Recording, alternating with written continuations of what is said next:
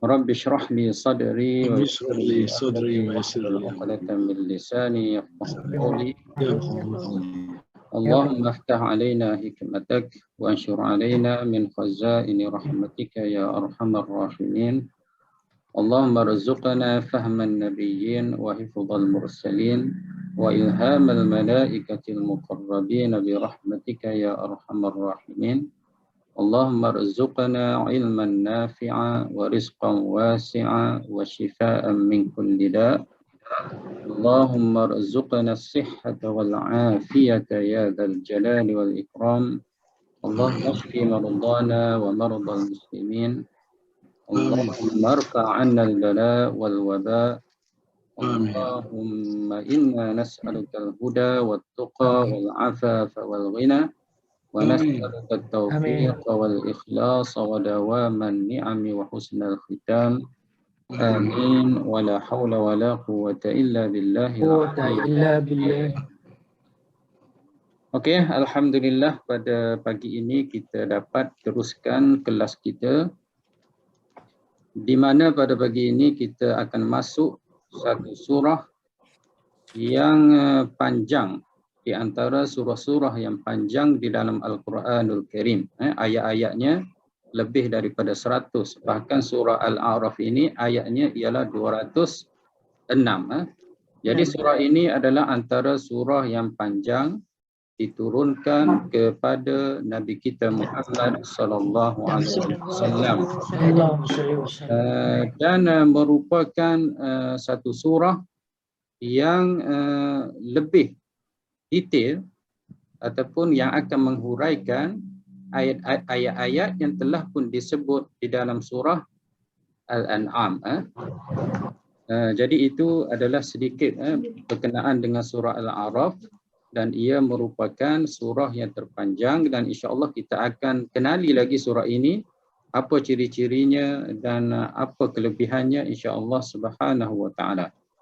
Dan surah ini dinamakan Al-A'raf, dan juga ada nama lain daripada selain daripada surah namanya Al-A'raf, ada juga dipanggil Al-Miqat. Surah ini juga dinamakan surah Al-Miqat kerana ada ayat yang disebut tentang tempat di mana Nabi Allah Musa alaihissalam telah diarahkan untuk pergi dan menerima kitab Taurat yang diberikan oleh Allah Subhanahu wa taala.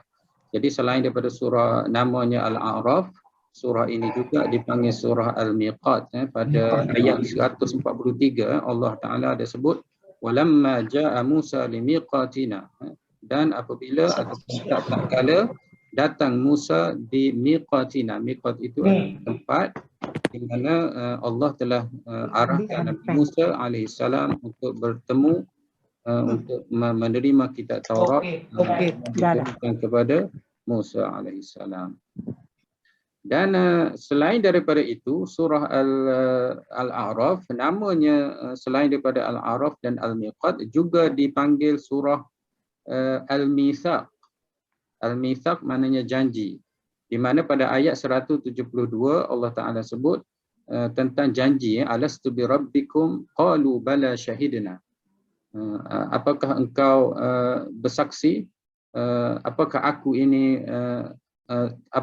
ini Tuhan kamu? Maka semua manusia telah bersaksi bahawasanya adalah Tuhan mereka adalah Allah Subhanahu wa taala. Jadi surah ini juga dipanggil surah Al-Mitsaq. Jadi nama dia sama ada Al-Miqat. Saya cuba tulis kat sini. Kalau ada yang nak tulis boleh. Dan kalau tak nak tulis pun tak apa, sekadar untuk makluman kita bahawasanya ada nama lain bagi surah ini, iaitu surah apa tadi? Al-Miqat. Miqat. Dan yang kedua adalah Al-Mitsaq. Mitsaq. Miqat itu maksudnya tempat munajat Nabi Allah Musa alaihissalam.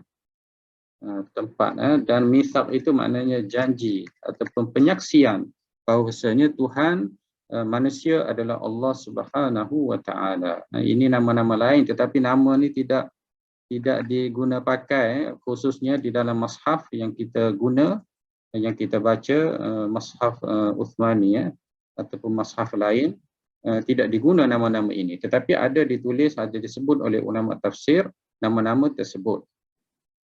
Jadi nama yang banyak diguna, yang terkenal ialah Al-A'raf. Apa itu maksud Al-A'raf? Al-A'raf maksudnya ialah tempat tinggi. Tempat tinggi yang berada di antara syurga dan neraka. Di antara syurga dan neraka ada hijab. Ada dalam ayat, insya-Allah kita akan jumpa nanti, iaitu ada pagar, ada benteng. Di antara syurga dan neraka ada benteng. Apa tujuan benteng ini? Supaya orang dalam syurga, orang dalam neraka, khususnya dalam neraka, dia tak boleh pergi ke syurga. Kalau kita kan pagar, supaya yang sebelah sini tak boleh pergi ke sana, sebelah sana tak boleh pergi ke sini. Jadi ada pagar, dan kemuncak pagar itu ada a'raf, tempat tinggi, di mana pada tempat tinggi tersebut ada lelaki ataupun ada orang yang berada di situ. Ada beberapa pendapat ulama tentang siapa yang berada di situ, nanti insya-Allah kita akan jumpa nanti. Jadi Al-A'raf itu adalah satu tempat yang tinggi pada satu benteng. Itu gambaran kita, tetapi hakikat sebenarnya wallahu a'lam. Cuma itu adalah terjemahan tafsiran daripada ulama. Maknanya Al-A'raf adalah tempat yang tinggi di antara syurga dan neraka. Dan mereka yang berada di tempat itu, dia dapat melihat ahli syurga, dan mereka juga dapat melihat ahli neraka. Mereka dapat melihat nikmat-nikmat yang Allah Ta'ala berikan kepada ahli syurga, dan mereka juga dapat melihat azab, seksaan yang Allah Ta'ala berikan kepada ahli neraka. Jadi itu secara umumnya maksud Al-A'raf. Jadi surah ini berada selepas surah Al-An'am. Di akhir surah Al-An'am, kalau kita baca ayat di akhir surah Al-An'am, Allah Ta'ala sebut, wa huwallazi ja'alakum khala'ifal ardh. Allah Ta'ala telah menjadikan kamu khalifah di atas muka bumi. Dan di antara kamu Allah Ta'ala angkat di antara kamu dengan darajat, tahap-tahap, ataupun pangkat-pangkat, ataupun kelebihan-kelebihan untuk menguji kamu. Kemudian di akhir ayat ini, ayat 165 surah Al-An'am, Allah Ta'ala sebut, sesungguhnya Tuhan kamu azabnya adalah cepat. Azabnya adalah cepat. Wa innahu laghafurur rahim. Dan sesungguhnya Allah SWT itu Maha Pengampun dan Maha Penyayang. Dan akhir surah Al-An'am ini disebut tentang iqab, iaitu seksaan. Seksaan Allah Ta'ala itu adalah cepat. Maknanya tidak dilengah-lengahkan, akan dikenakan kepada mereka yang berdosa ataupun mereka yang kufur, derhaka kepada Allah Subhanahu wa Ta'ala. Kemudian di awal surah Al-A'raf ini Allah Ta'ala menceritakan bukan tentang azab, tetapi Allah Ta'ala ceritakan satu kitab yang telah diturunkan kepada Nabi Muhammad sallallahu alaihi wasallam, iaitu Al-Quranul Karim. Kitab ini apa tujuannya? Pertama, kitab ini adalah untuk amaran kepada orang kafir dan tazkirah kepada orang mukmin. Dan ayat yang kedua pula Allah Ta'ala cerita tentang Rasul yang diutuskan kepada manusia. Jadi dia punya munasabah ataupun kesesuaian Al-A'raf ayat akhirnya dengan ayat awal surah Al-A'raf ini adalah berkenaan dengan azab, dan bagaimana untuk selamat daripada azab tersebut Allah Ta'ala mulakan dalam surah Al-A'raf, iaitu dengan mengikut Al-Quranul Karim, dan yang kedua adalah mengikut Nabi, mengikut Rasul yang diutuskan oleh Allah Subhanahu wa Ta'ala. Nanti akan dicerita lagi bagaimana nasihat Allah Ta'ala kepada anak Adam, kita akan jumpa nanti insya-Allah Subhanahu wa Ta'ala. Itu yang pertama. Yang kedua, surah Al-An'am ini dan surah Al-A'raf, dia punya tema dia punya isinya adalah sama, iaitu berkenaan dengan akidah. Sebab itulah dua surah ini adalah surah Makkiyah. Antara ciri-ciri surah Makkiyah iaitu surah yang diturunkan sebelum Nabi hijrah ke Madinah ataupun surah yang diturunkan di Mekah ialah surah ini dia menceritakan tentang akidah. Tentang akidah kerana Nabi menyeru kepada kafir Quraisy. Jadi tidak lagi menyentuh tentang ibadat, tidak lagi menyentuh tentang ibadat-ibadat, tentang haji, tentang puasa dan sebagainya. Belum lagi, hanya menyentuh tentang akidah yang merupakan asas ataupun yang merupakan tunjang kepada seseorang. Jadi tugas Nabi SAW mengeluarkan kafir Quraisy, mengeluarkan musyrikin Mekah daripada kejahilan ataupun jahiliyah kepada agama Allah Subhanahu Wa Taala. Itu adalah tugas Nabi SAW. Jadi surah Al-An'am dan surah Al-A'raf ini adalah surah yang tema dia yang utama adalah akidah, iaitu akidah pegangan asas Muslim.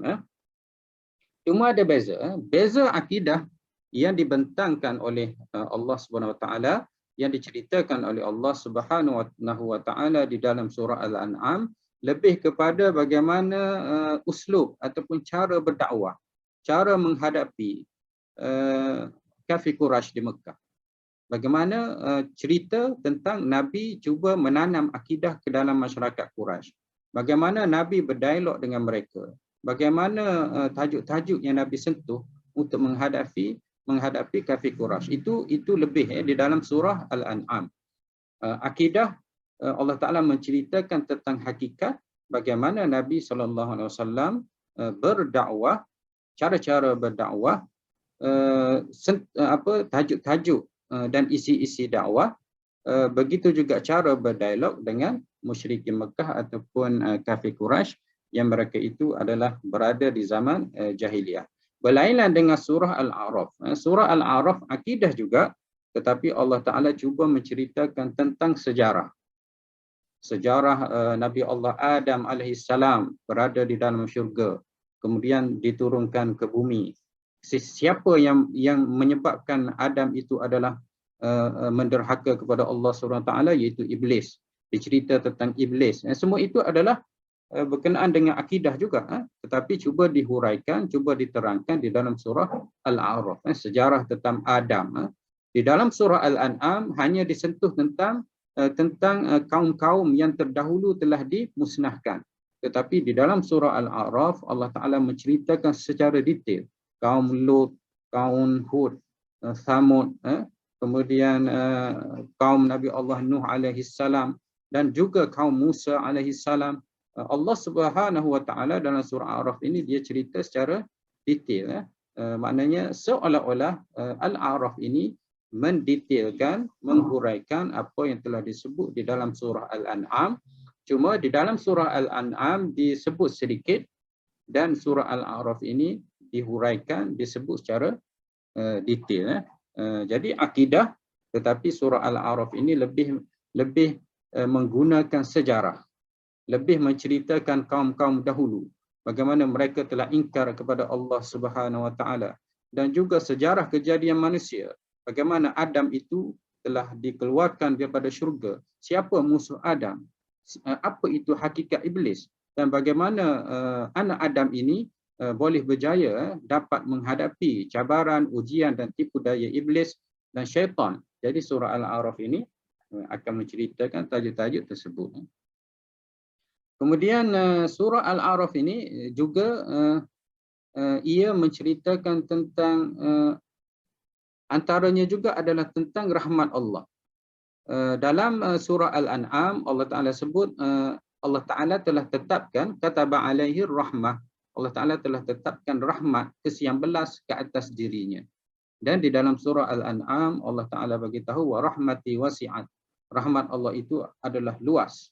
Dan rahmat itu sudah pasti akan ditulis ataupun akan ditentukan lilladzina yattaquna, kepada orang-orang yang bertakwa. Begitu juga tajuk-tajuk tentang kebaikan. Dalam surah Al-An'am kita dah jumpa sebelum ini. Allah Ta'ala bagi tahu siapa yang buat baik dia dapat 10. Tidak begitu. Siapa yang buat buruk, dia dapat satu sebagaimana yang dia buat. Dan surah Al-An'am Allah Ta'ala beritahu Allah itu adil. Timbangannya adil. Wal waznu yawma idzinil haq. Wazan Allah Ta'ala, timbangan Allah Ta'ala adalah adil. Maknanya setiap mereka yang melakukan kebaikan akan dibalas dengan kebaikan, dengan penuh keadilan. Begitu juga mereka yang melakukan kejahatan. Dan oleh sebab itu kita akan lihat bagaimana Allah Ta'ala tunjukkan di dalam surah Al-A'raf ini dialog-dialog antara orang kafir, orang ahli neraka dan ahli syurga.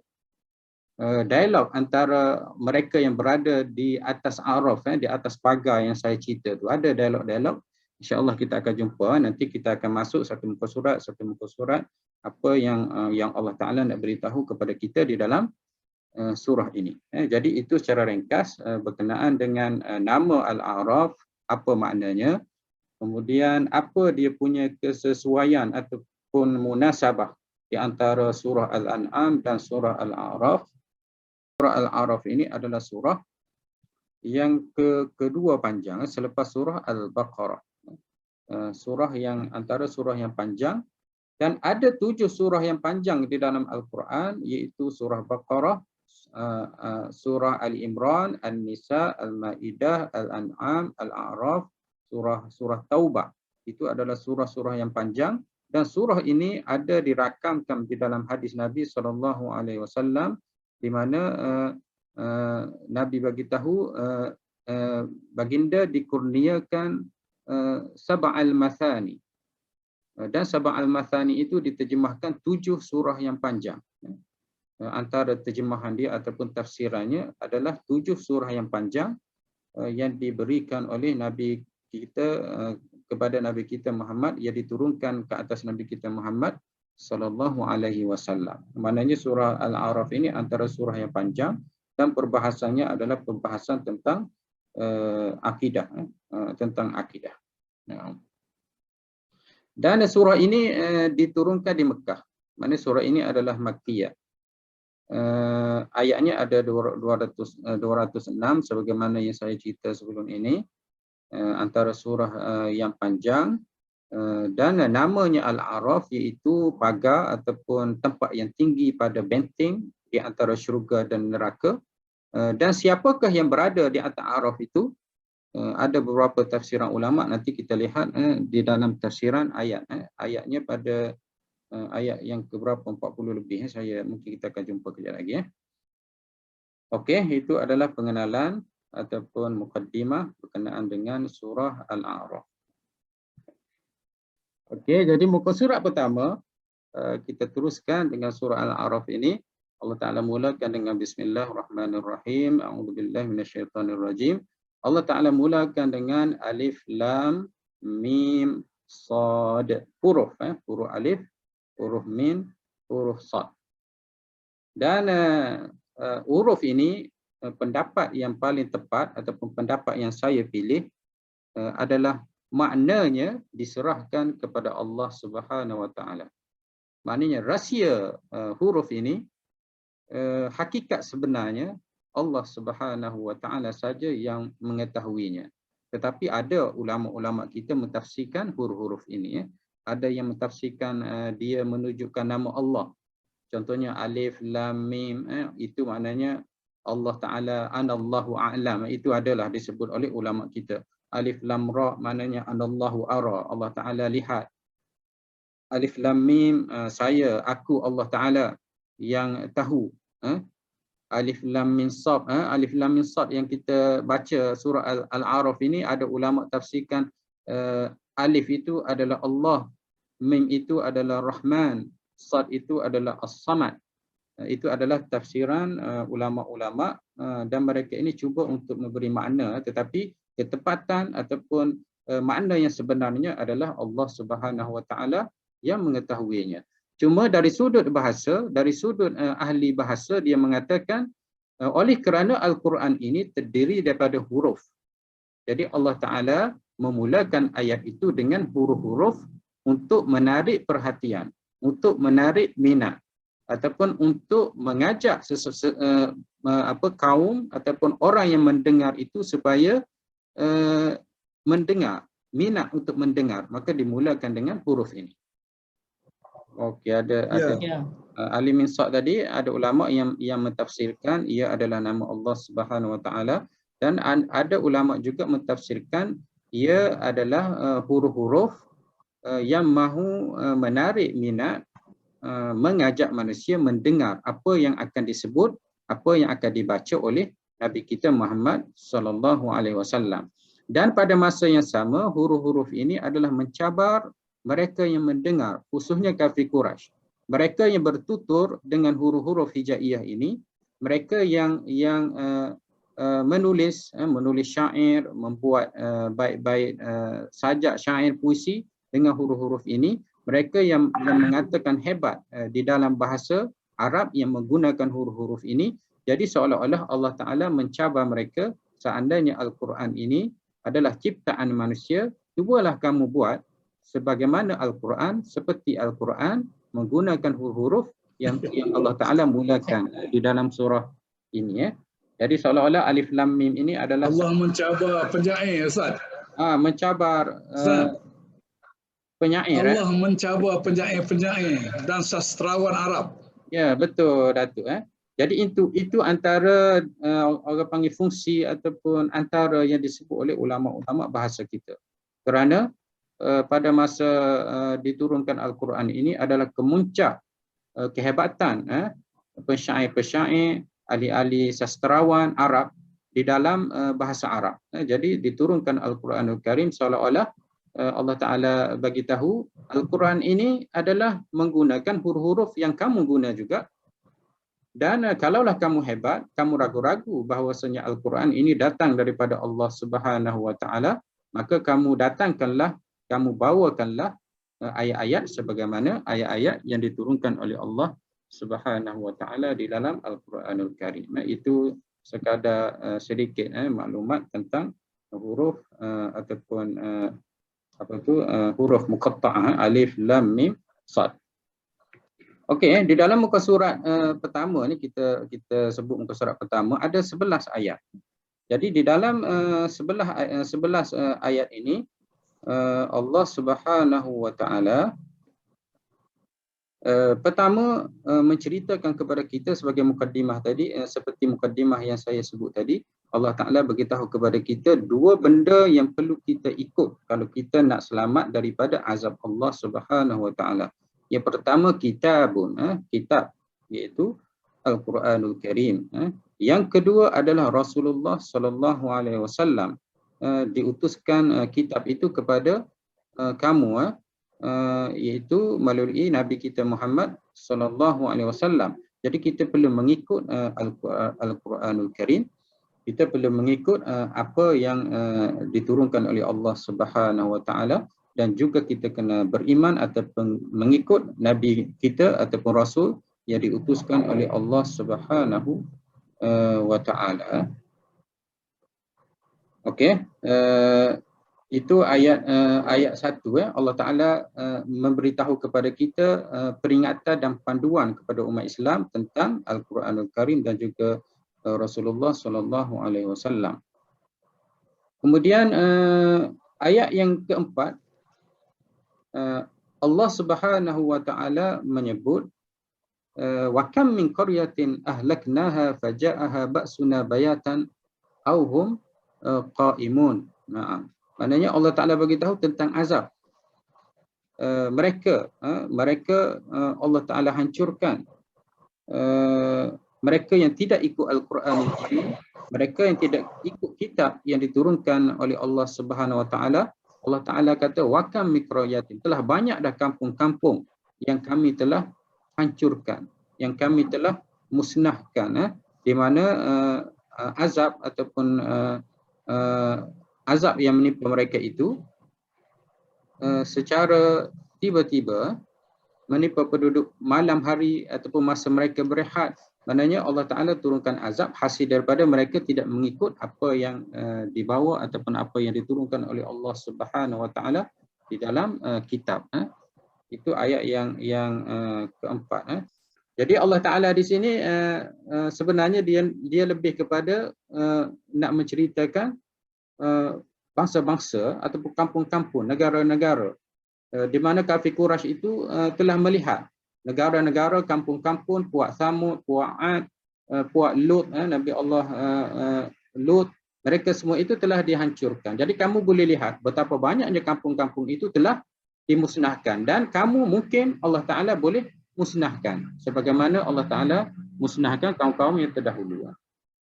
Ulama dia buat kaedah al-ibrah bi umumil lafzi la bi khususis sababi. Pengajaran ayat Quran ini adalah dengan umum maknanya dan bukan dengan khusus cerita ataupun sebab diturunkan ayat tersebut. Yang keenam, Allah Subhanahu Wa Taala menceritakan tentang Nabi SAW. Maknanya Islam ini dan kita manusia ini, jika kita nak berjaya daripada azab Allah Subhanahu Wa Taala, kita mengikut Al-Quran ataupun kitab yang diturunkan oleh Allah Subhanahu Wa Taala, dan yang kedua kita ikut Nabi kita Muhammad sallallahu alaihi wasallam. Ataupun hadis-hadis Nabi sallallahu alaihi wasallam. Kalau sahabat dia boleh berinteraksi terus dengan Nabi. Sekarang ini kita tidak dapat lihat Nabi, tidak dapat tanya Nabi, tetapi ditinggalkan kepada kita hadis-hadis Nabi sallallahu alaihi wasallam. Dua benda ini yang Nabi tinggal kepada kita, di mana sesiapa yang berpegang dengan kitab dan Al-Quran, dia akan berjaya di dunia dan di akhirat. Okey, kemudian Allah Ta'ala sebut dalam ayat yang ke berapa? Yang ke-7, keadilan. Ini yang saya ceritakan. Allah Ta'ala bagi tahu orang yang buat baik dapat 10, orang yang buat jahat dapat 1, dan Allah Ta'ala tegaskan di dalam ayat yang ke-8, ayat yang ke-8 ini, bahawasanya keadilan ataupun timbangan Allah adalah betul ataupun benar, tidak salah. Maknanya Allah Subhanahu Wa Taala itu adil.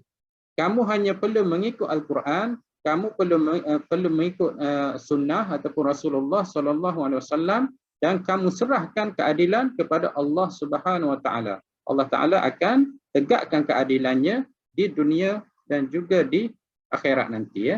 Itu jangan bimbang. Siapa yang berat timbangannya, maka dia akan berjaya. Dan ayat ke-9, siapa yang ringan timbangannya, mereka lah orang yang rugi.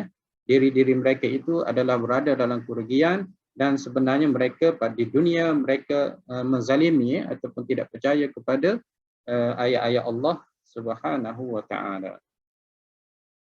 Dan Allah Taala sebut ayat yang ke-10 ini, sesungguhnya kami telah beri kuasa kepada kamu di bumi. Maknanya Allah Taala di dunia ini Allah Taala beri kekuasaan, makannakum. Banyak kaum-kaum yang Allah Ta'ala beri kekuasaan, beri teknologi kepada mereka, beri kehebatan kepada mereka. Bukan saja kita sekarang ini, kehebatan manusia ini bermula daripada Nabi Allah Adam sehinggalah kepada Nabi yang terakhir Muhammad SAW. Manusia telah mencipta banyak tamadun, banyak kehebatan, banyak keajaiban. Di mana sekarang ini pun kita boleh lihat bagaimana keajaiban tamadun Fir'aun, bagaimana tamadun puak-puak yang memahat batu seperti Samud dan Ad. Sehingga sekarang ini masih lagi dikaji tinggalan-tinggalan mereka, sejarah-sejarah mereka, dan ditemui keajaiban mereka, di mana teknologi yang mereka gunakan adalah teknologi yang tinggi, tetapi teknologi ataupun kehebatan tanpa keimanan dihancurkan oleh Allah Subhanahu Wa Taala. Jadi dalam ayat 10 itu Allah Taala beritahu begitu. Sebabnya kafir Quraisy ini mereka sombong. Kesombongan itulah menyebabkan mereka menolak dakwah Nabi sallallahu alaihi wasallam. Jadi kalau kamu nak sombong, orang dahulu pun lagi sombong daripada kamu. Mereka lagi besar daripada kamu. Kamu tidak boleh tebuk batu buat rumah. Tetapi mereka bukan saja tebuk batu bukit buat rumah, kubur mereka pun mereka tebuk bukit-bukit batu-batu. Kehebatan mereka itu adalah lagi kuat daripada kamu. Jadi Allah cuba untuk memberitahu kepada manusia, kehebatan kamu, kekuasaan kamu, sebenarnya sebelum kamu sudah ada mereka-mereka yang kuat. Tetapi mereka tidak bersyukur dan mereka telah dimusnah, dihancurkan oleh Allah Subhanahu Wa Taala. Kemudian ayat yang ke-11, Allah Ta'ala telah menceritakan kepada kita satu benda yang penting, yang mengganggu kita, yang menyekat kita, yang menghasut kita, iaitu iblis. Inilah musuh kita. Jadi Allah Ta'ala sebut di dalam muka surat yang pertama ini tentang kitab, tentang Rasul, tentang azab Allah Subhanahu Wa Ta'ala, tentang keadilan Allah Subhanahu Wa Ta'ala.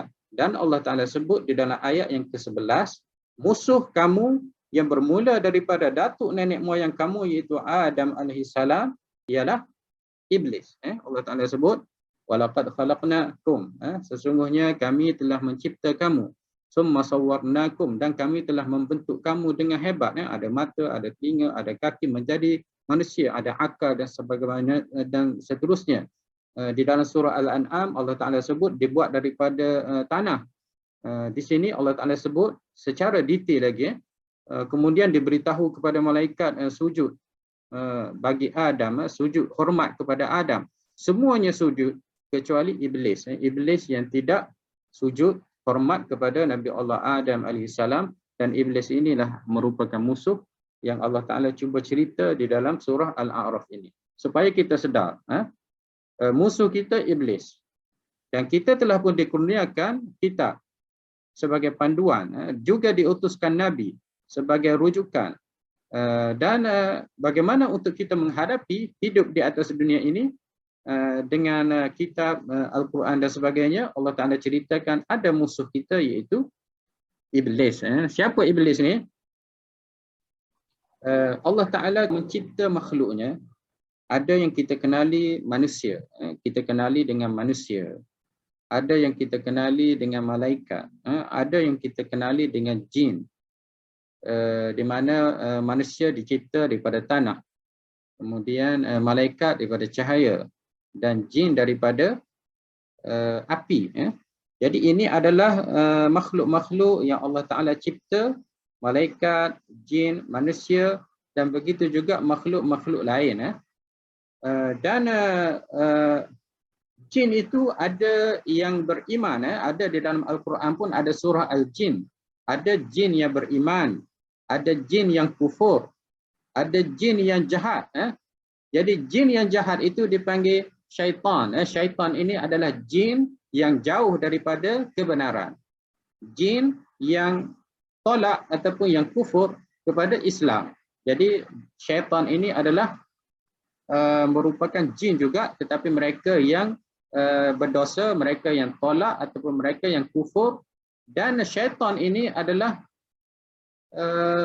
tentera iblis. Iblis itu adalah ketua yang hebat, yang mengetuai syaitan tadi. Jadi iblis ini kita boleh ceritakan mungkin dia adalah satu kaum ataupun satu kabilah ataupun satu puak daripada jin. Di dalam surah Al-Kahfi pun Allah Ta'ala sebut wa kana minal jin, iaitu iblis itu adalah daripada jin. Jin ini tidak nampak, maknanya makhluk yang dicipta oleh Allah Subhanahu Wa Ta'ala, yang dibuat daripada api, dan dia tidak dilihat, tidak dapat dilihat dan tidak nampak. Jadi iblis ini adalah mengetuai, dan dia telah minta kepada Allah Subhanahu Wa Ta'ala supaya tidak dimatikan. Jadi iblis ini dia ada beberapa ciri yang sebenarnya perlu kita tahu. Pertama, iblis ini dia tidak mati.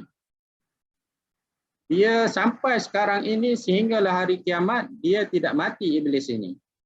Yang kedua, iblis ini dia jahat. Maknanya tak ada iblis baik. Kerjanya adalah untuk menyesatkan manusia, mengajak manusia supaya jauh daripada agama, mengajak manusia supaya tinggal agama, bermusuhan dan selainnya. Dan iblis ini juga sifat yang kita tak boleh nak nafikan, dia rajin. Mungkin manusia ni ada rajin, ada malas kan, tetapi iblis ini memang rajin. Bahkan dia bersumpah, kami akan pasti berusaha menyesatkan manusia. Iblis ini dia bersumpah di depan Allah Subhanahu Wa Ta'ala. Yang ada di dalam ayat ini pun ada, nanti kita akan jumpa. Jadi iblis ini kita kena tahu dia adalah tidak mati. dan dia beranak pinak. Iblis ini dia akan dia bukan seko. Dia bukan kata iblis yang dulu dia satu saja sampai sekarang, tidak. Mana dia beranak pinak, dia membiak semakin ramai, semakin banyak tenteranya. Itu adalah iblis. Disebut di dalam surah Al-Kahfi, afatattakhidunahu wa dzurriyyatahu awliya. Apakah kamu akan mengambil iblis dan zuriatnya sebagai penolong? Jadi iblis itu dia ada zuriatnya. Mungkin boleh rajak surah Al-Kahfi. Allah Taala ada cerita wa idh qulna lil malaikati isjudu li adama fasajadu illa iblis kana minal jin.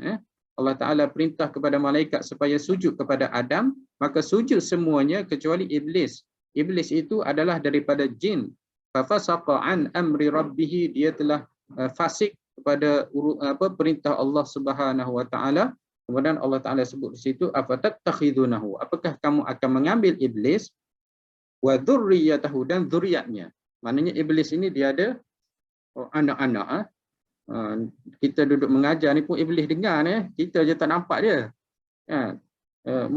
Mungkin dia pun rasa bimbang juga. Maknanya ada orang sudah tahu hakikat dia, tak mati.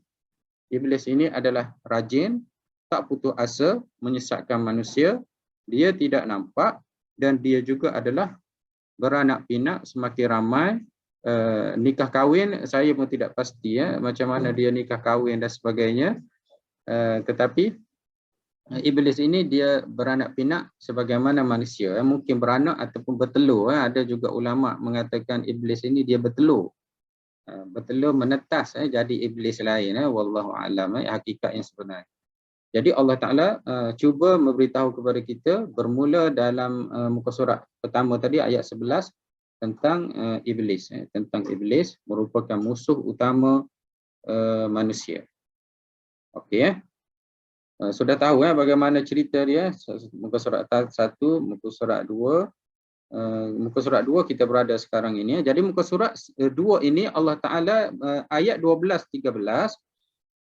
Allah Subhanahu wa taala menyatakan sifat iblis. Okey, selain daripada yang saya sebut tadi, qala ma mana'aka alla tasjuda idh amartu qala ana khairum minhu khalaqtani min nar wa khalaqtahu min tin. Ini alasan kenapa iblis tidak sujud kepada Adam alaihissalam. Isunya kenapa? Dia kata, aku lebih baik daripada Adam, engkau jadikan aku daripada api, sedangkan dia iaitu Adam daripada tanah. Ini adalah satu Allah Ta'ala sebut ini sebenarnya untuk kita fikir bagaimana iblis itu menjadi sesat dengan melihat kepada kejadian ataupun ciptaan ataupun bangsa, di mana dengan melihat kepada kejadian ataupun ciptaannya ataupun bangsanya ataupun jenisnya, dia merasa bangga, dia merasa lebih, dia merasa hebat daripada orang lain. Jadi ada ulama kita dalam tafsir Al-Manar, Wahbah Zuhaili, dia menceritakan kehebatan ataupun nilai seseorang itu tidak boleh dilihat kepada material semata-mata, kepada fizikal semata-mata, tetapi hendaklah dilihat kepada maknawi yang ada pada sesuatu itu. Contoh yang mudah kita melihat pada sebuah kereta. Yang kita lihat kereta yang buruk, contohnya kereta buruk, kereta lama, contohnya kereta lama yang 30 tahun dahulu, 40 tahun dahulu. Kita lihat dari sudut fizikal dia tak baik, dia buruk. Tetapi sebenarnya dilihat kepada maknanya. Seandainya kereta itu boleh hidup lagi, dibawa oleh seseorang, membantunya untuk sampai ke suatu tempat dengan selamat, maka kereta itu adalah baik. Dari sudut maknanya, begitu juga benda-benda lain pun sama. Jangan dilihat untuk kita tentukan baik dan jahat, lebih dan kurang, dan juga hebat tidak hebat kepada fizikal ataupun kepada material semata-mata. Tetapi hendaklah dilihat kepada makna dicipta Adam itu. Untuk apa? Begitu juga nilai yang ada pada Nabi Allah Adam alaihi salam. Jadi iblis ini dia tidak melihat kepada itu, tapi dia melihat kepada dia dicipta oleh api. Api ini ada kehebatannya, tanah tidak ada. Begitulah seolah-olahnya. Jadi timbul di dalam hatinya takbur, sombong. Dalam ayat 13 ini Allah Taala sebut iblis itu adalah sombong. Dan kerana kesombongan itulah dia derhaka kepada Allah Subhanahu Wa Taala, maka diperintahkan turun keluar daripada syurga. Jadi manusia pun begitu juga. Iblis dia cuba untuk menjadikan manusia itu sombong, bongkak, merasa baik, merasa hebat daripada orang lain. Kerana daripada sifat inilah akan membawa kepada menolak kebenaran, tidak ikut Al-Quran, tidak ikut sunnah Nabi SAW, dan segala ibadat akan musnah, hancur, lebur.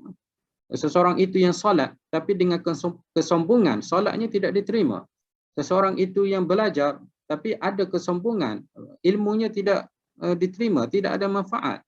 Maknanya ibadat ini seandainya ada ketakburan, kesombongan sebagaimana yang yang ada pada iblis, maka seseorang itu akan musnah, akan tidak dapat kebaikan. Jadi iblis dia melihat kepada material, dia dibuat daripada api, kemudian timbul daripada situ ialah kesombongan, dan kerana kesombongan itulah dia menolak perintah Allah Subhanahu Wa Taala.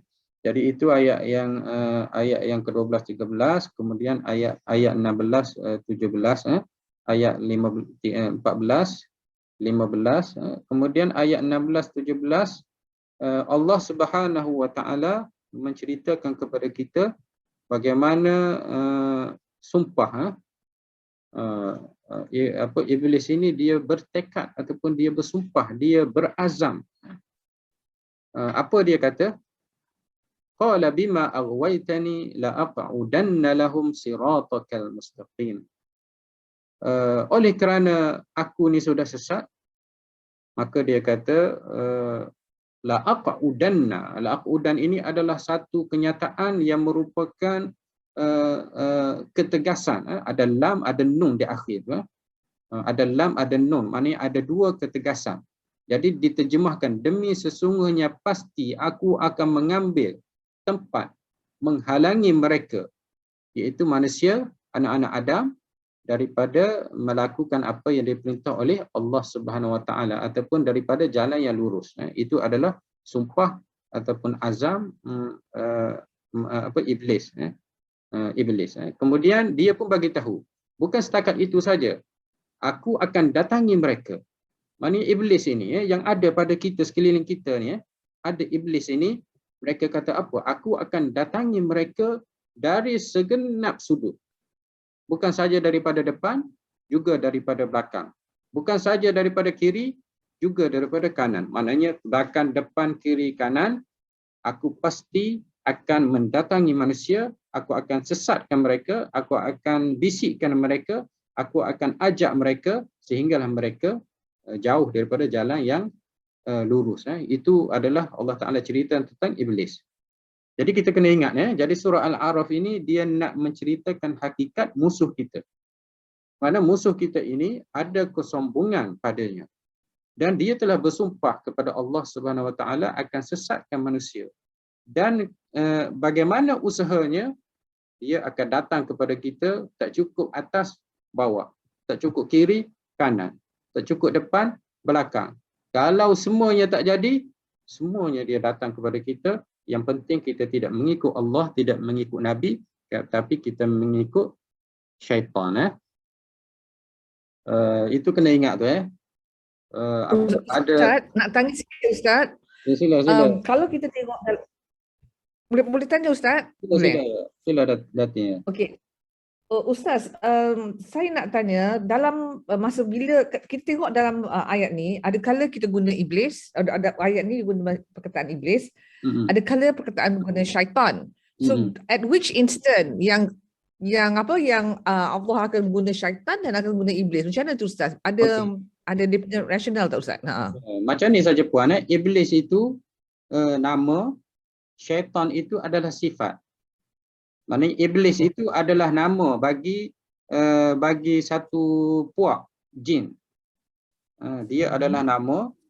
Kemudian syaitan itu adalah sifat. Syaitan itu diambil daripada syata, maksudnya yang jauh ataupun yang tergelincir daripada yang benar. Sebagaimana yang saya cakap daripada awal tadi, syaitan itu daripada jin, iblis pun daripada jin.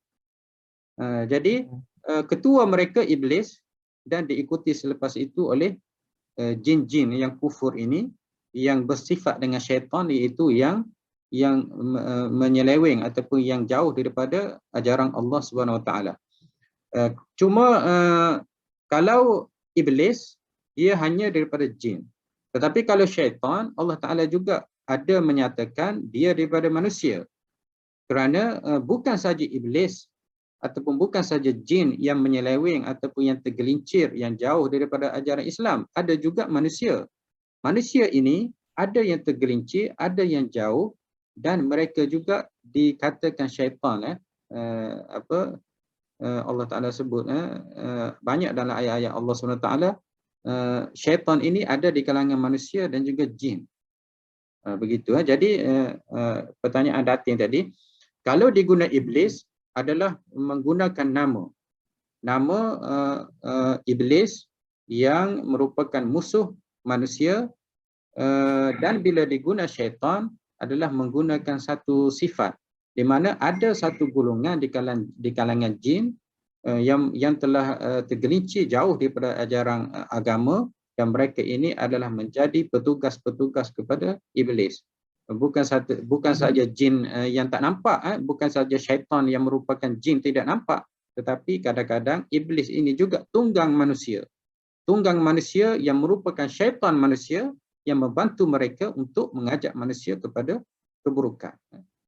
Okey. Terima kasih. Dia punya matlamatnya sama, untuk sesat manusia. Kalau disebut iblis, maknanya namanya yang umum. Kaum kerabatnya, kabilahnya, nama iblis. Tapi kalau disebut syaitan, sifat yang ada pada iblis ataupun sifat yang ada pada jin, mereka telah kufur, mereka telah bergabung ataupun mengikut iblis, menjadi tentera-tentera iblis, dan Allah Ta'ala sebut di dalam Al-Quranul Karim dengan nama syaitan. Di kalangan syaitan itu ada jin, ada yang tak nampak, dan ada juga manusia. Dalam surah An-Nas, minal jinnati wan nas, syaitan-syaitan yang mewas-waskan diri kita ini, ada jin yang tak nampak, dan juga ada di kalangan manusia yang nampak seperti kita. Okey, Datuk, itu sedikit penjelasan. Ini menjadi perbahasan di kalangan ulama. Adakah iblis itu di kalangan malaikat? Adakah iblis itu di kalangan jin? Siapa pula syaitan? Syaitan ini siapa pula? Boleh sambung soalan Ustaz? Ya, sila Datuk ya. Perbincangan ni semakin menarik sebab banyak istilah-istilah mengenai makhluk halus ni terlampau banyak Ustaz. Ada iblis, ada syaitan, ada jin, ada hantu, ada pelsit, ada hantu raya, ada macam-macam Ustaz. Jadi kategori manakah kalau kata di kampung-kampung tu ada pelsit-pelsit yang dibelah oleh manusia, oleh ibunya, dan ada hantu raya yang dibelah oleh bapa-bapaknya. Hantu raya ni berkait dengan orang lelaki. Jadi adakah ini semuanya tergolong dalam konsep jin dan syaitan, ataupun dia ada kategori lain Ustaz? Mungkin sedikit pencerahan. Terima kasih. Datuk nak jawab soalan Datuk tu, memanglah saya pun bukan pakar dalam alam tak nampak. Cuma pendapat saya Datuk, hantu dan sebagainya ini adalah semuanya jin. Jin, di mana manusia telah meminta bantuan dengan jin ini. Ada yang bela dia, ada yang pelihara dia, ada yang menjadi hamba kepadanya. Toyol Apa semuanya adalah jin yang dibela oleh manusia. Jadi kita saja namakan, kalau yang nak jaga rumah, kita namakan apa, hantu sekian-sekian. Kalau yang nak jaga kebun, ada nama saka, ada macam-macam. Itu adalah jin. Jin yang dibuat perjanjian, yang manusia buat perjanjian dengan jin tersebut. Ini tidak pelik sebabnya kalau kita ingat dulu-dulu ada satu doa yang diajar oleh datuk nenek moyang kita, Allahumma ahyina bil iman wa amitna bil iman, dimasukkan di dalam doa itu wa khaddim lana minal jinni minal iman. Jadikan khadim, jadikan khadam, maknanya kepada kami di kalangan jin yang beriman. Diminta dalam doa-doa supaya jin yang beriman itu mendekati kita dan kita boleh berkawan dengannya dan kita boleh meminta kepadanya membantu kita. Seolah-olahnya begitu. Jadi kalaulah jin yang beriman boleh membantu kita, apatah lagi jin yang tidak beriman begitu juga boleh membantu kita. Jadi kalau jin yang tidak beriman itu sudah pasti mereka akan tolong dengan syarat. Syarat-syarat kadang-kadang membawa kepada kekufuran. Contohnya ilmu hitam, syaratnya mesti mengaku Tuhan bukan Allah, mesti membunuh dan sebagainya. Itu perjanjian yang kita tidak tahu hakikatnya. Orang yang menceburi bidang ini saja yang dia tahu. Saya pun tidak tahu. Tetapi fungsi semuanya adalah untuk menyesatkan manusia. Ya, kita tinggal dulu iblis dan syaitan. Mungkin iblis dan syaitan ketawa dia kata pergilah kamu duduk bincang. Bincang nama aku. Pasal aku.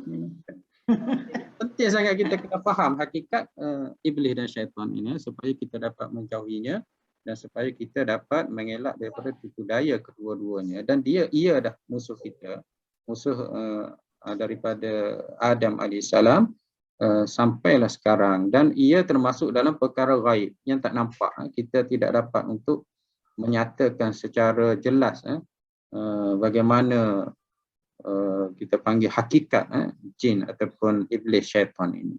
Tapi sifatnya Allah Ta'ala sebut di dalam Al-Quranul Karim. Okey, dan muka surat yang kedua ini Allah Ta'ala sebut ayat yang ke-20, 22. Ini Allah Ta'ala nak sebut ayat 22 tu Allah Ta'ala sebut wa aqul lakuma innasyaitana lakuma aduwwum mubin. Nah, maknanya banyak Allah Ta'ala cerita tentang iblis ni. Ayat 11, 12, 13, 14, 15 Allah Ta'ala cerita bagaimana Adam itu telah digelincirkan, telah dibisikkan supaya melakukan apa yang Allah Ta'ala murka, dan bagaimana kedua-duanya telah mendekati pokok dan kemudian mereka itu telah ditipu oleh syaitan. Kemudian cerita-cerita panjang itu kemudian di akhir itu Allah Ta'ala tegaskan innasyaitan, sesungguhnya syaitan lakuma kepada kedua-duanya Adam dan Hawa itu aduwwum mubin, sesungguhnya musuh yang nyata, musuh yang jelas. Itu adalah hakikat yang Allah Ta'ala mahu nyatakan di dalam ayat dalam muka surat yang kedua ni.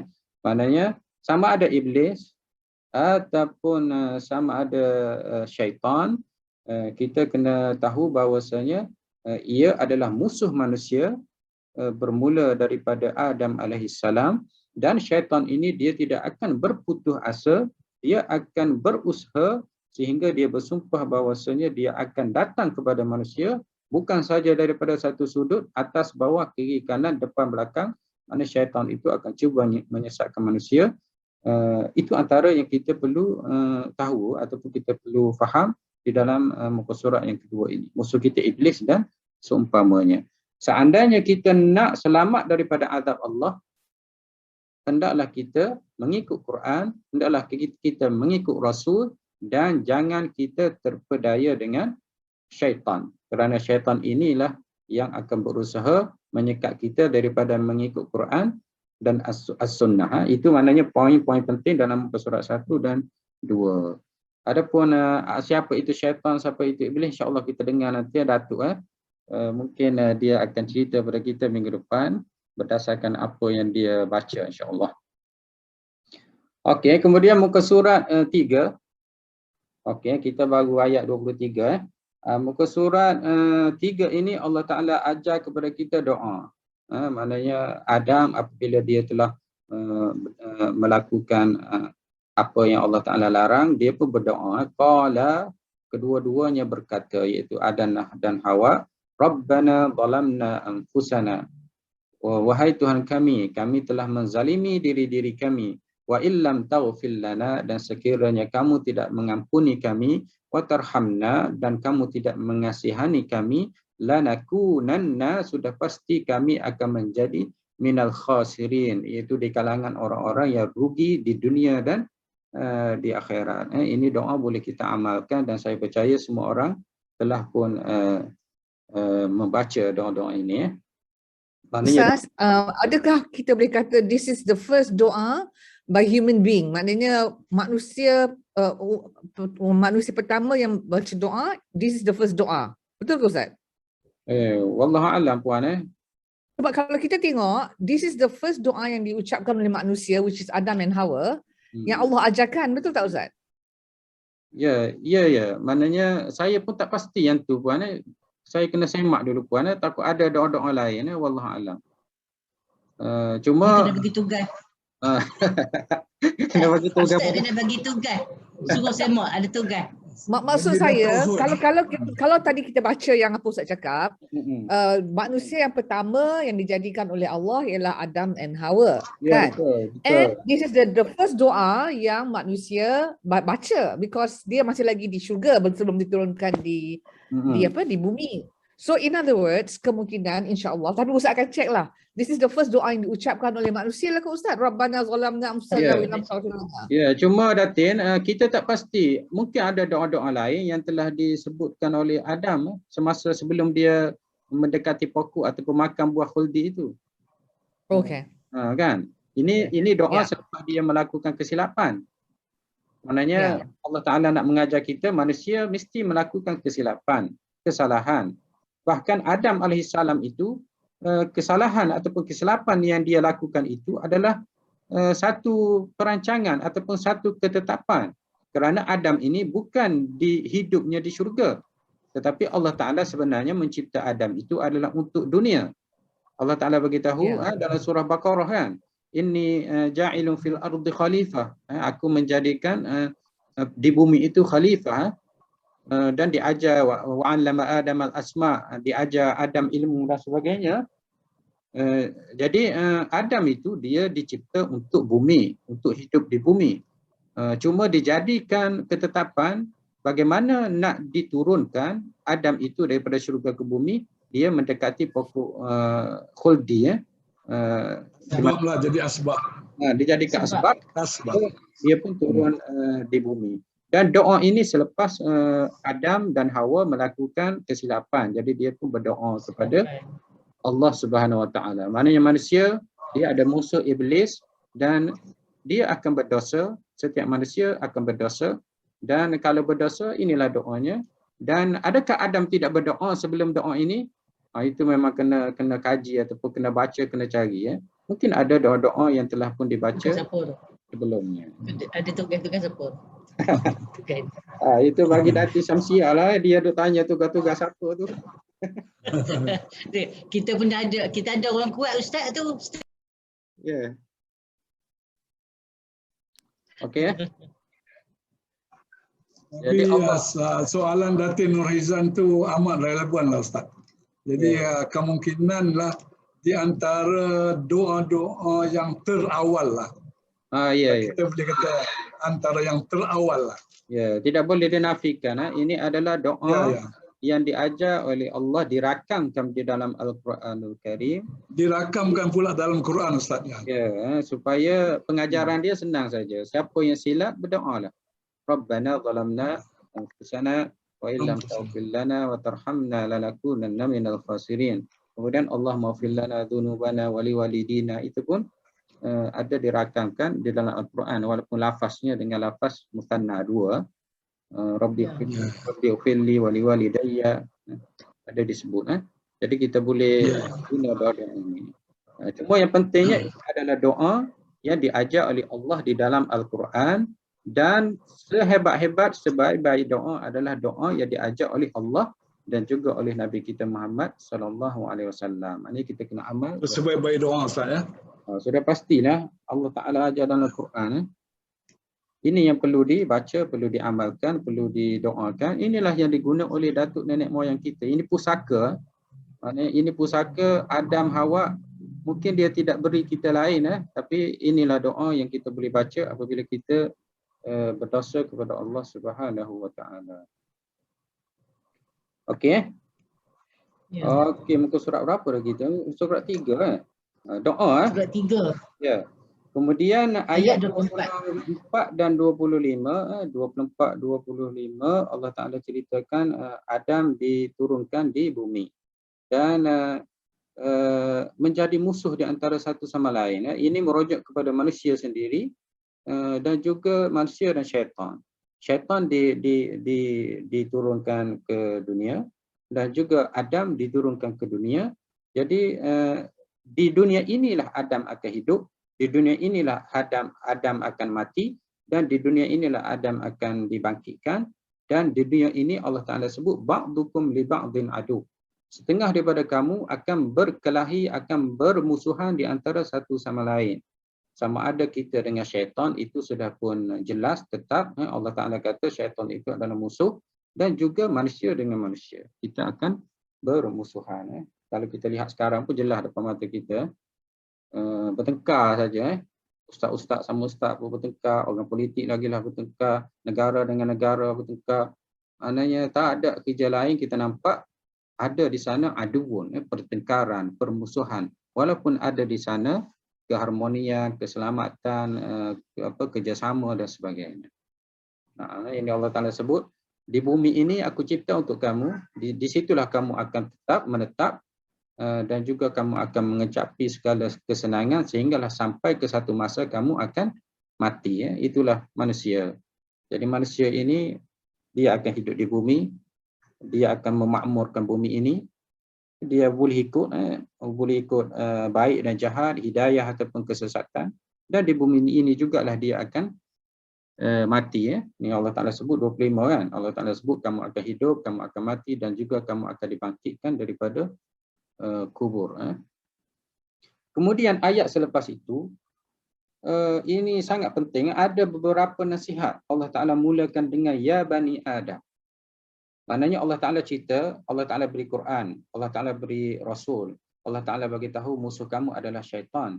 Jadi bagaimana, wahai manusia, kamu nak selamat daripada syaitan? Bagaimana kamu nak berjaya daripada syaitan? Jadi bermula ayat 27 itu, Allah Ta'ala seru anak Adam. Anak Adam tu kita semualah manusia. Kalau anak Adam ni manusia termasuklah kafir, Muslim, semua Cina, Melayu, semuanya anak Adam belaka. Ini adalah nasihat khas, ini adalah suruhan khas di mana Allah Taala panggil wahai anak-anak Adam. Pertama, Allah Taala ajar benda yang kecil, pakaian. Kalau kita fikir Allah Taala ni pakaian pun dia ajar. Nah, apa Allah Taala kata, ya bani Adam, qad anzalna alaikum libasa. Wahai anak Adam. Ayat apa ni? Okey, saya letak kat sini. Wahai anak Adam, sesungguhnya kami telah menurunkan kepada kamu pakaian ataupun material dibuat pakaian. Kalau zaman dahulu daripada pokok, daripada macam-macam, daripada bulu dan sebagainya. Kami telah menurunkan kepada kamu pakaian yang menutup aurat kamu dan pakaian perhiasan. Dan Allah Ta'ala sebut walibasut taqwa dzalika khair. Di sebalik pakaian itu ada pakaian yang lebih baik, iaitu taqwa kepada Allah Subhanahu wa Ta'ala. Dzalika min ayatillahi la'allahum yadhakkarun. Ini adalah nasihat yang pertama tentang pakaian ataupun menutup aurat disebut oleh Allah Subhanahu wa Ta'ala. Yang saya nampak Allah Ta'ala sebut perkara ini dan dibaca ataupun didengar oleh kafir Quraisy kerana ayat ini diturunkan di Mekah.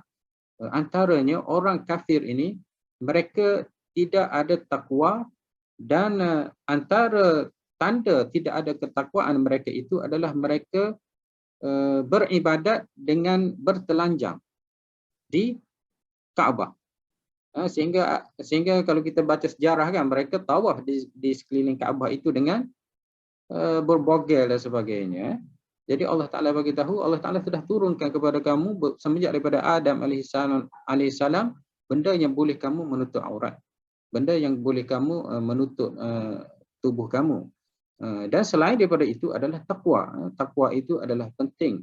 Walaupun kamu menutup pakaian kamu cantik, menarik, mahal, tetapi kalau tidak ada takwa, ia adalah tidak baik. Yang baik ataupun lebih baik pakaiannya adalah pakaian takwa, takut kepada Allah Subhanahu wa taala.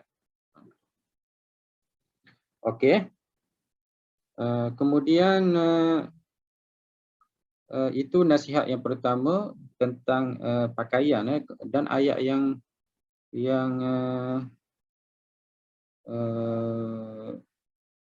ayat berapa? 27 kan? Ayat 27 Allah Taala seruan Allah kepada Adam. Yang pertama tentang pakaian. Kemudian 27 ya Bani Adam, ini yang atas ni tentang pakaian takwa. Kemudian 27 Allah Taala menasihati kita ialah tentang fitnah. Maknanya wahai anak Adam, jangan kamu terpedaya dengan fitnah ataupun rayuan ataupun bisikan syaitan, di mana syaitan itu telah mengeluarkan ibu bapa kamu daripada syurga. Jangan. Itu adalah yang kedua. Allah Ta'ala guna juga Bani Adam, ya Bani Adam. Okey, ayat 27, innahu yarakum huwa wa qabiluhu min haitsu la tarawnahum. Ini Allah Ta'ala bagi tahu sesungguhnya syaitan itu dapat melihat kamu. Huwa wa qabiluhu, dan juga kabilah-kabilah dia, puak-puak dia. Maknanya di sini syaitan ni banyak. Ada kabilah-kabilah dia, ada puak-puak dia. Itulah sebab saya gambarkan iblis itu adalah kepala dia yang hebat-hebat, kaum dia, bangsa dia.